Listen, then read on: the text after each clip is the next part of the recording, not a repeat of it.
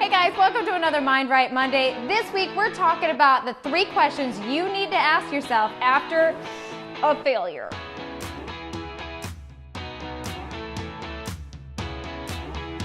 Hey guys, welcome to another Mind Right Monday. This week we're going to be talking about 3 questions that are important to ask yourself after every failure. And yes, I know I say the F word and nobody likes to hear failure and nobody wants to think of themselves as a failure or that they have failed. But the reality is, we've all failed and we've stumbled and we have fallen. And it is important to really have a quick question about what is important to do after these things occur. Well, before we get there, I think it is important to really distinguish a quick little question, or not quick little phrase here that I think that it will be really helpful. Just because you fail doesn't make you the failure. It's important to recognize and discern the difference between making a mistake versus being a mistake. So when you have those stumbles and you fall, it doesn't mean that that's who you are. It is just an experience that you had. So that's the first place that I want to start before we get into these questions. Now, with that, I want to kind of quickly just remind you of something, is that you did not enter into this world with an instruction manual. There's no grand crystal ball that tells you exactly what you need to do to be the most profitable, be the most glamorous, and be the most successful person on this planet. So realistically, all of you, including myself, are experimenting. Yes, our life is one giant experiment. And just like any great invention, it doesn't come out of just one try. In fact, it takes dozens, if not hundreds, if not thousands of failures before really success comes through a breakthrough.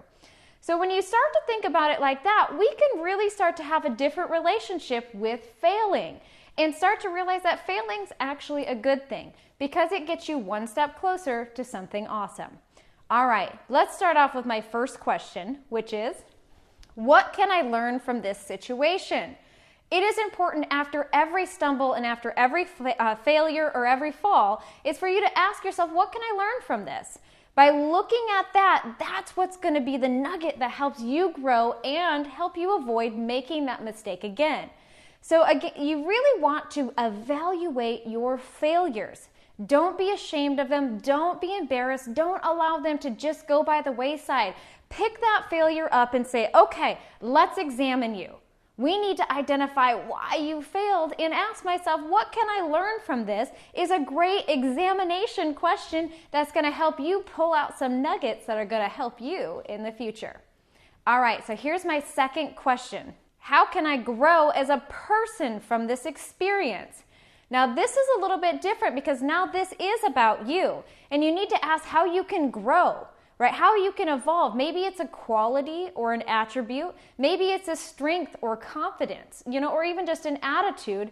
Or maybe it's a habit or a pattern or a way of thinking that you can grow and develop within yourself. And you really not only want to examine the situation, but you want to examine yourself and say, how can I better myself for this?